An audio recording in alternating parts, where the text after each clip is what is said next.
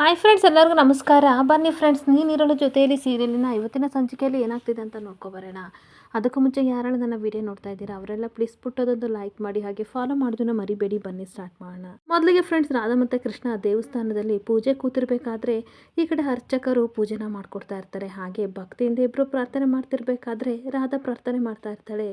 ದೇವರೇ, ಇವ್ರನ್ನ ನನ್ನನ್ನು ಗಂಡನಾಗಿ ಸಿಗುವಾಗ ಮಾಡಿದೀಯಾ, ಇದರಿಂದ ಏನೋ ಉದ್ದೇಶ ಇದೆ ಅಂತ ನಾನು ಅಂದ್ಕೊಂಡಿದ್ದೀನಿ. ಜೀವನ ಪೂರ್ತಿ ಇಬ್ಬರು ಸಹ ಏನೇ ಬಂದರೂ ಎದುರಿಸೋ ಶಕ್ತಿ ಕೊಡು, ಜೊತೆಯಾಗಿರಂಗೆ ಮಾಡು ಭಗವಂತ ಅಂತ ಬೇಡ್ಕೋತಾ ಇರ್ತಾಳೆ. ಹಾಗೆ ನನ್ನ ಬದುಕಲು ಸಹ ಪವಾಡ ಹಾಗೆ ನನ್ನ ಮಡ್ಡನ್ನ ತುಂಬಿಸು ತಂದೆ ಅಂತ ಬೇಡ್ಕೊಂಡು ಅರ್ಚಕರು ಯಾವ ರೀತಿ ಹೇಳ್ತಾರೆ ಆ ರೀತಿ ಯಜ್ಞಕುಂಡಕ್ಕೆ ಪೂಜೆ ಮಾಡ್ತಾ ಇರ್ತಾರೆ. ಹಾಗೆ ಇನ್ನೊಂದು ಕಡೆ ಪುರೋಹಿತರು ಹೇಳ್ತಾ ಇರ್ತಾರೆ, ಹೋಮ ಸಂಪೂರ್ಣವಾಗಿ ಆಗಿದೆ, ಇದ್ರ ಪ್ರತಿಫಲ ಸಿಗಬೇಕು ಅಂತಂದರೆ ನಿಮ್ಮ ಮನಸ್ಸಲ್ಲಿ ಏನಿದೆ ಅದನ್ನು ಪರಿಪೂರ್ಣವಾಗಿ ಬೇಡ್ಕೊಂಡು ಹಾಗೆ ಈ ಹೋಮ ಸುತ್ತ 3 ರೌಂಡ್ನ ಬಂದ್ಬಿಟ್ಟು ಹಾಗೆ ಗರ್ಭಗುಡಿ ಹತ್ರ ಬನ್ನಿ, ಅಲ್ಲಿ ಪೂಜೆಗೆಲ್ಲ ರೆಡಿ ಮಾಡ್ಕೋತೀನಿ ಅಂತ ಹೇಳಿ ಅರ್ಚಕರು ಹೊರಟೋಗ್ತಾ ಇರ್ತಾರೆ. ಈ ಭಕ್ತಿಯಿಂದ 3 ರೌಂಡು ಪ್ರದಕ್ಷಿಣೆ ಬರ್ತಾ ಇರಬೇಕಾದ್ರೆ ಎಲ್ಲನೂ ಮುಗಿಸಿ ಅಡ್ಬೀಳಕ್ಕೆ ಅಂತ ಹೋಗ್ತಾ ಇರಬೇಕಾದ್ರೆ ಅವಳು ತಾಳಿ ಕಸ್ಕೊಂಡು ಬಿದ್ದುಬಿಡುತ್ತೆ. ತಾಳಿ ಹರ್ಕೊಂಡ ತಕ್ಷಣ ಅದನ್ನು ನೋಡಿ ಈ ಕಡೆ ರಾಧನಿಗೆ ಸಿಕ್ಕಾಪಟ್ಟೆ ಟೆನ್ಷನ್ ಆಗಿ, ಅಯ್ಯೋ ಇವರೇ, ನನ್ನ ಮಾಂಗಲ್ಯ ಹರಿದೋಗಿದೆ, ಏನು ಮಾಡಲಿ, ತುಂಬ ಭಯ ಆಗ್ತಿದೆ, ಏನಾದರೂ ಅಪಶಕುನ ಅಂತ ಅನ್ಬೇಕಾದ್ರೆ ಕೃಷ್ಣನಿಗೂ ಸಿಕ್ಕಾಪಟ್ಟೆ ಶಾಕ್ ಆಗ್ತಾ ಇರುತ್ತೆ. ಹಾಗೆ ಇನ್ನೊಂದು ಕಡೆ ಪ್ರಕಾಶ ಮನೇಲಿ ಶರ್ಮಿಳಾ ನಂಗೊಂದು ಗ್ಲಾಸ್ ಕಾಫಿ ತಗೋಬಾ ಅಂತ ಹೇಳ್ಬೇಕಾದ್ರೆ ಪ್ರಕಾಶನ್ ತಂಗಿ ತುಳಸಿನೂ ಸಹ ಅದಕ್ಕೆ ನಂಗೊಂದು ಗ್ಲಾಸ್ ಅಂತ ಅನ್ಬೇಕಾದ್ರೆ, ಅಮ್ಮ ನೀವು ಬನ್ನಿ ಎಲ್ಲರೂ ಒಟ್ಟಿಗೆ ಕೂತ್ಕೊಂಡು ಕಾಫಿ ಕುಡಿಯೋಣ, ಬೋರ್ ಆಗ್ತಿದೆ ಅಂತ ಅನ್ಬೇಕಾದ್ರೆ, ಏನು ಈ ಥರ ಹೊಸ್ದಾಗಿ ಬೇರೆ ಕಲ್ತಿದೆಯಾ ಅಂತ ಸಾವಿತ್ರಿ ಹೇಳ್ತಿರ್ಬೇಕಾದ್ರೆ, ಅಪ್ಪ ಬೇರೆ ಇಲ್ವಲ್ಲ ಕುಡಿಯೋಕ್ಕೆ, ಕಂಪ್ನಿ ಕೊಡೋಕ್ಕೆ, ಅದಕ್ಕೆ ನಿಮ್ಮನ್ನು ಕರಿತಿದ್ದೀನಿ ಬನ್ನಿ ಅಂತ ಕಾಫಿ ಕುಡಿಯೋಣ ಅಂತ ಮಾತಾಡ್ತಿರ್ಬೇಕಾದ್ರೆ ಅಷ್ಟೊತ್ತಿಗೆ ಅವ್ರ ಮನೆಗೆ ಊರ್ಮಿಳ ಬರ್ತಾಳೆ. ಒಳಗಡೆ ಬರ್ಬೋದಾ ಅಂತ ಕೇಳ್ತಿರ್ಬೇಕಾದ್ರೆ ಹಾಗೆ ಸಾವಿತ್ರಿ ನೋಡ್ಬಿಟ್ಟು, ಬನ್ನಿ ಊರ್ಮಿಳ ಅವರೇ, ಯಾವಾಗ ಬಂದ್ರಿ, ಬನ್ನಿ ಬನ್ನಿ ಒಳಗಡೆ ಅಂತ ಅಂದಾಗ, ಸಾರಿ ಅಮ್ಮ, ನಿಮ್ಮನ್ನೊಂದು ಮಾತು ಕೇಳ್ದಲೆ ಸಡನ್ ಆಗಿ ಬಂದ್ಬಿಟ್ಟೆ ಅಂತ ಅಂದಾಗ, ನಮ್ಮ ಮನೆಗೆ ಬರೋಕ್ಕೆ ಏನಕ್ಕೆ ಈ ರೀತಿ ಪರ್ಮಿಷನ್ ತೊಗೋತೀರಾ, ಯಾವಾಗಾದರೂ ಬರ್ಬೋದು ಅಂದಾಗ, ನಿಮ್ಮ ಹತ್ರ ಸ್ವಲ್ಪ ಮಾತುಕತೆ ಆಡಬೇಕಿತ್ತು, ಅದಕ್ಕೋಸ್ಕರ ಬಂದೆ, ವಿಷಯ ತುಂಬ ಸೀರಿಯಸ್ ಆಗಿತ್ತು ಅದಕ್ಕೆ ಬಂದೆ ಅಂತ ಅನ್ಬೇಕಾದ್ರೆ, ರಾಧಾ ಮತ್ತು ಅಳಿಯಂದ್ರಿಗೆ ಏನಾದರೂ ತೊಂದರೆ ಆಗಿದೆಯಾ ಅಂತ ಕೇಳಬೇಕಾದ್ರೆ, ಆ ರೀತಿ ಏನಿಲ್ಲ, ಅವರಿಬ್ಬರು ಖುಷಿಯಾಗಿದ್ದಾರೆ, ಬೇರೇನೋ ಮಾತಾಡಬೇಕಿತ್ತು ಅದಕ್ಕೆ ಬಂದೆ ಅಂತ ಹೇಳ್ತಿರ್ಬೇಕಾದ್ರೆ ಅಷ್ಟೊತ್ತಿಗೆ ಶರ್ಮಿಳಾ ಎಲ್ಲರಿಗೂ ಕಾಫಿ ತರ್ತಾ ಇರ್ತಾಳೆ. ಹಾಗೆ ಕಾಫಿ ಕೊಡು ಶರ್ಮಿಳಾ ಅಂತ ಪ್ರಕಾಶ ಹೇಳ್ತಿರ್ಬೇಕಾದ್ರೆ, ನನಗೆ ಬೇಡ ಬೇಡ ಶರ್ಮಿಳಾ ಅವರೇ, ನಾನು ಕುಡ್ಕೊ ಬಂದಿದ್ದೀನಿ ಅಂತ ಊರ್ಮಿಳಾ ಹೇಳ್ತಾ ಇರ್ತಾಳೆ. ಹಾಗೆ ಎಲ್ಲರೂ ತೊಗೊಂಡು ಕಾಫಿನ ಕುಡಿತಿರ್ಬೇಕಾದ್ರೆ, ನಿಮ್ಮ ಹತ್ರ ಒಂದು ಸ್ವಲ್ಪ ಮಾತಾಡಬೇಕು, ನಿನ್ನೆ ಒಂದು ನಡಿಬಾರ್ದು ಘಟನೆ ನಡೀತು ಅಂತ ಅಂದಾಗ ಮನೆಯವ್ರಿಗೆಲ್ಲರಿಗೂ ಸಹ ಸಿಕ್ಕಾಪಟ್ಟೆ ಶಾಕ್ ಆಗ್ತಾ ಇರುತ್ತೆ. ಏನಾಯಿತು ಅಂತ ಅನ್ಬೇಕಾದ್ರೆ, ಅದು ಏನಿಲ್ಲ, ನಿನ್ನೆ ನೀತು ನಿಮ್ಮನ್ನು ಹಾಸ್ಪಿಟ್ಲ್ ಹತ್ರ ನೋಡಿದ್ಲಂತೆ ಅಂತ ಅಂದಾಗ, ಹೌದು, ತಾಯಿ ಆಗ್ತಿರೋ ವಿಷಯ ಕೇಳಿ ನನಗೆ ಸಿಕ್ಕಾಪಟ್ಟೆ ಖುಷಿ ಆಯಿತು ಅಂತ ಸಾವಿತ್ರಿ ಅವರು ಹೇಳ್ತಿರ್ಬೇಕಾದ್ರೆ, ಅದೇನೋ ಖುಷಿ ವಿಚಾರ, ಆದರೆ ನೀವು ಹಾಸ್ಪಿಟ್ಲಿಗೆ ರಾಧನ್ ಫೈಲ ತಗೊಂಡು ಹೋಗಿದ್ರಂತೆ, ಅವಾಗ ನಮ್ಮ ನೀತಿಗೆ ಯಾಕೋ ಡೌಟ್ ಬರ್ತಾ ಇದೆ, ರಾಧನಿಗೆ ಮಕ್ಕಳಾಗಲ್ವೇನೋ ಅನ್ನೋ ಪರಿಸ್ಥಿತಿ ಎಲ್ಲರಿಗೂ ಅರ್ಥ ಆಗ್ತಾ ಇದೆ ಅಂತ ಅಂದಾಗ ಇವರಿಗೆಲ್ಲ ಶಾಕ್ ಆಗ್ತಿರುತ್ತೆ.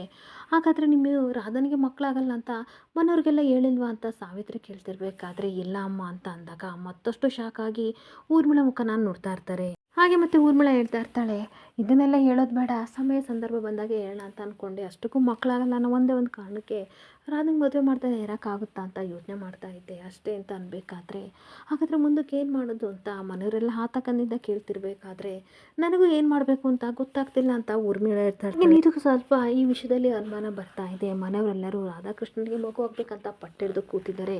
ಹಾಗೆ ಇವರಿಬ್ಬರು ಮನೆ ದೇವರು ಪೂಜೆಗೆ ಹೋಗಿದ್ದಾರಲ್ವಾ, ಆ ವಿಷಯನ ಪಟ್ಟಿಡ್ಕೊಂಡು ಕೂತ್ಬಿಟ್ಟಿದ್ದಾರೆ ಅಂತ ಹೇಳ್ತಾ ಇದ್ರೆ, ಈ ಕಡೆ ಊರ್ಮಿಳಾ ಮಾತನ್ನ ಕೇಳ್ಕೊಂಡು ಶರ್ಮಿಳಾ ಶಾಕ್ ಆಗಿ ನಿಂತ್ಕೊಬಿಡ್ತಾಳೆ. ಹಾಗೆ ತಾಯಿ ಸಾವಿತ್ರಿ ಅವರು ಹೇಳ್ತಾ ಇರ್ತಾರೆ, ಈ ವಿಷಯ ಎಲ್ಲ ನಿಮಗೆ ಹೇಳಿದ್ವಲ್ಲ ಅಂತ ಅಂದಾಗ, ಗೊತ್ತು ನನಗೆ ತುಂಬ ಚೆನ್ನಾಗಿ ಗೊತ್ತು, ನೀವು ನನ್ನ ಹತ್ರ ಹೇಳ್ತೀರಾ, ಆದರೆ ಮನೆಯವ್ರಿಗೆ ಹೇಳಿದ್ರೆ ನೋವಾಗುತ್ತೆ ಅಂತ ಜಾತಕ ಪೂಜೆ ಅದು ಇದು ಅಂತ ಅಂದ್ಕೊಂಡು ಈ ವಿಷಯ ಎಲ್ಲ ಮುಚ್ಚಿಟ್ಟಿದ್ದೀನಿ, ನೀವು ತಲೆ ಕೆಡಿಸ್ಕೋಬೇಡಿ ಅಂತ ಹೇಳ್ತಾ ಇರ್ತಾಳೆ. ಜೊತೆಗೆ ಪ್ರಕಾಶ ಸಿಕ್ಕಾಪಟ್ಟೆ ಕೋಪ ಮಾಡಿಕೊಂಡು, ಈ ಥರ ಎಲ್ಲ ಮಾಡಬಾರ್ದಲ್ವ, ಇದು ನಮ್ಮ ರಾಧನಿಗೆ ಇಷ್ಟ ಆಗಲ್ಲ, ಆದರೂ ಎಲ್ಲರಿಗೂ ವಿಷಯ ಗೊತ್ತಿರಬೇಕು ಅಂತ ಅಂದಾಗ, ನೀವು ಹೇಳ್ತಾ ಇರೋದು ಕರೆಕ್ಟ್ ಆಗಿದೆ, 1000 ಸುಳ್ಳು ಹೇಳಿ ಒಂದು ಮದುವೆ ಮಾಡಿಸು ಅಂತ ಹೇಳ್ತಾರಲ್ವ ಪ್ರಕಾಶ್ ಅವರೇ, ನಮ್ಮ ಕೃಷ್ಣನಿಗೆ ರಾಧಾ ಒಳ್ಳೆ ಜೋಡಿ ಅಂತ ಒಂದೇ ಒಂದು ಸುಳ್ಳು ಹೇಳಿ ನಾನು ಮದುವೆ ಮಾಡಿಸ್ಬಿಟ್ಟೆ ಅಂತ ಅಂದಾಗ ಎಲ್ಲರೂ ಶಾಕ್ ಆಗಿ ಊರ್ಮಿಳಾ ಕಡೆ ನೋಡ್ತಾ ಇರ್ತಾರೆ.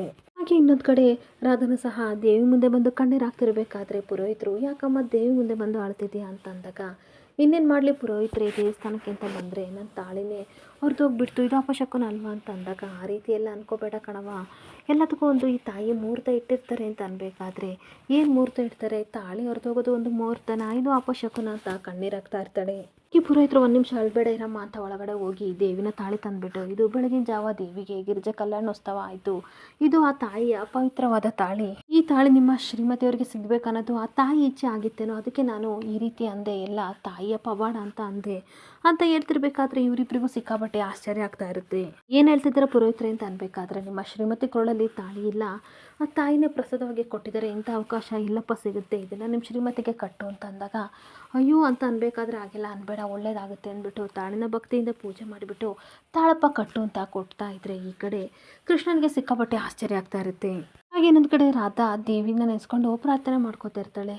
ಈ ದೇವಸ್ಥಾನಕ್ಕೆ ಬಂದಾಗ ತುಂಬ ಭಯ ಆಯಿತು ತಾಯಿ, ಆದರೆ ನನ್ನ ಉಸಿರಿರೋರ್ಗೂ ನೀನು ಕೊಟ್ಟಿರೋ ಈ ತಾಳಿನ ಜೋಪಾನವಾಗಿ ಇಟ್ಕೋತೀನಿ, ನನಗೆ ನಂಬಿಕೆ ಬಂದಿದೆ ಅಂತ ಬಿಟ್ಕೋತಾ ಇರ್ತಾಳೆ. ದೇವರ ಸನ್ನಿಧಿಯಲ್ಲಿ ಕೃಷ್ಣ ತಾಳಿ ಕಟ್ಟಿದ ಕ್ಷಣ ಇವಳಿಗಂತೂ ಸಿಕ್ಕಾಬಟ್ಟೆ ಖುಷಿ ಆಗ್ತಿರ್ಬೇಕಾದ್ರೆ ಅರ್ಚಕರು ಅವರಿಬ್ಬರಿಗೂ ದೀರ್ಘ ಸುಮಂಗಲಿ ಭವ ಅಂತ ಆಶೀರ್ವಾದ ಮಾಡ್ತಾ ಇರ್ತಾರೆ. 100 ಕಾಲ ಸುಖವಾಗಿರಿ ಅಂತ ಆಶೀರ್ವಾದನ ಹೇಳ್ತಾ ಇರ್ತಾರೆ. ಇನ್ನೊಂದು ಕಡೆ ಕೃಷ್ಣ ಯೋಚನೆ ಮಾಡ್ತಾ ಇರ್ತಾನೆ, ಸ್ವಲ್ಪ ದಿನಗಳಲ್ಲಿ ದೂರ ಆಗಬೇಕು ಅಂತ ಅನ್ಕೊಂಡಿದ್ದೀವಿ ತಾಯಿ, ಅಂಥದ್ರಲ್ಲಿ ಏನಕ್ಕೆ ತಾಳಿ ಕಟ್ಟಿಸ್ತೆ ಅಂತ ಯೋಚನೆ ಮಾಡ್ತಾ ಇದ್ರೆ ಇನ್ನೊಂದು ಕಡೆ ರಾಧಾ ಪವಾಡ ಅಂದರೆ ನಂಬ್ತಿರ್ಲಿಲ್ಲ, ಆದರೆ ನಿನ್ನ ದೇವಸ್ಥಾನದಲ್ಲಿ ಇಷ್ಟು ಬೇಗ ಪವಾಡನ ತೋರಿಸ್ಬಿಟ್ಟೆ, ನನಗಿವಾಗ ನೆಮ್ಮದಿ ಆಗ್ತಿದೆ, ಪುರೋಹಿತರು ಹೇಳ್ದಂಗೆ ನಾನು ತುಂಬ ಪುಣ್ಯವಂತೆ ಅಂತ ಕಣ್ಣೀರಾಗ್ತಾ ಇರ್ತಾಳೆ. ಹಾಗೆ ಇನ್ನೊಂದು ಕಡೆ ಪ್ರಕಾಶ ಸ್ವಲ್ಪ ಕೋಪ ಮಾಡಿಕೊಂಡು, ಏನು ಹೇಳ್ತಿದ್ದೀರಾ ಮೇಡಮ್, ರಾಧನಿಗೆ ಮಗು ಆಗಲ್ಲ ಅನ್ನೋ ವಿಷಯನ ನಿಮ್ಮ ಹತ್ರ ಹೇಳಿದ್ವಿ, ಹಾಗೆ ಮನೆಯವ್ರಿಗೆಲ್ಲರಿಗೂ ಹೇಳಿ ಅಂತ ಹೇಳಿದ್ವಿ, ಇವಾಗ ನಮ್ಮಿಂದ ಆಗದಿರೋ ತಪ್ಪಿಗೆ ನಾವು ತಲೆ ತಗ್ಸೋ ಹಾಗೆ ಮಾಡಿಬಿಟ್ರಲ್ಲ ಅಂತ ಊರಳನ್ನು ಕೇಳ್ತಾ ಇರ್ತಾನೆ.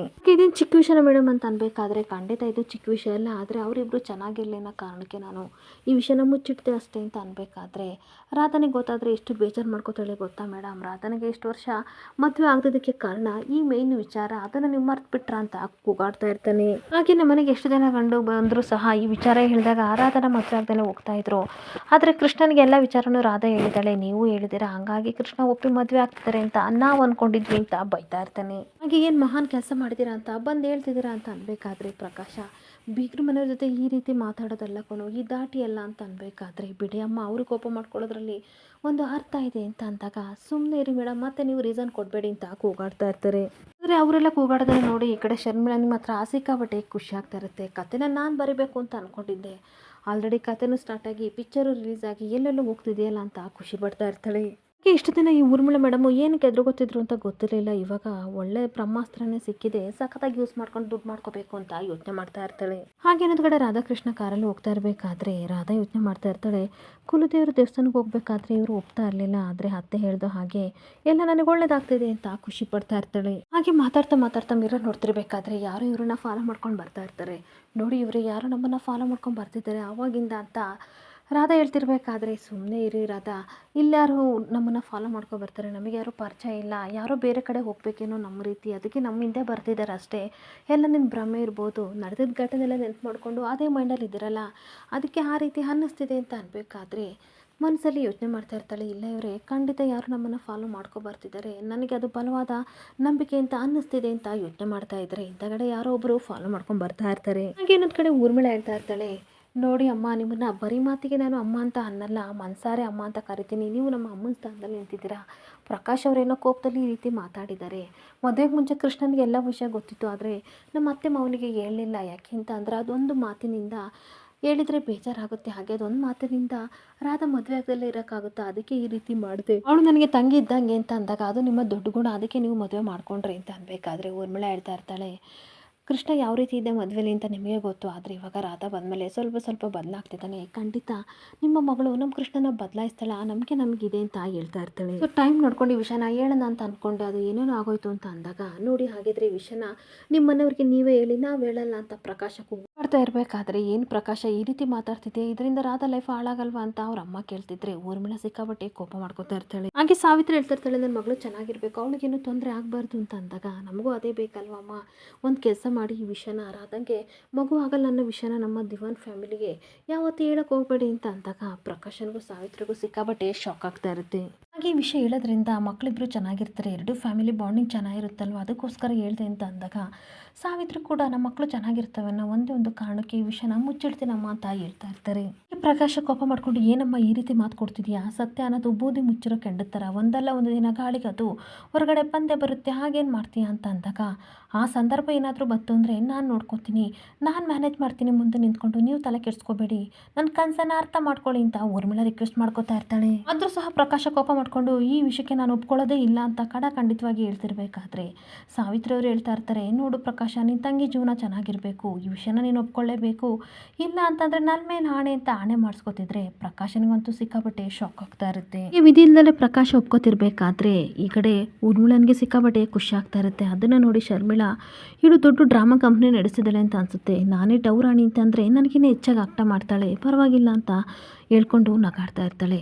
ಇನ್ನೊಂದು ಕಡೆ ಸಾವಿತ್ರಿ ಅವರು ಬಂದ್ಬಿಟ್ಟು ಊರ್ಮಿಳ ಕೈ ಹಿಡ್ಕೊಂಡು ನನ್ನ ಮಗಳ ಭವಿಷ್ಯ ನಿನ್ನ ಕೈಲಿದೆ ಕಣಮ್ಮ ಅಂತ ಅನ್ಬೇಕಾದ್ರೆ ಅವಳು ನನಗೆ ಊರ್ಗಿತ್ತಿ ಮಾತ್ರ ಅಲ್ಲ ತಂಗಿ ಥರ, ಆ ಮನೇಲಿ ಅವಳು ತುಂಬ ಚೆನ್ನಾಗಿರ್ತಾಳೆ, ತಲೆ ಕೆಡಿಸ್ಕೋಬೇಡಿ ಅಂತ ಅವಳೊಳಗೆ ನಗಾಡ್ತಾ ಇರ್ತಾಳೆ. ಇಲ್ಲಿಗೆ ಸಂಚಿಕೆ ಎಂಡ್ ಆಗ್ತಿದೆ. Thank you for the watching friends.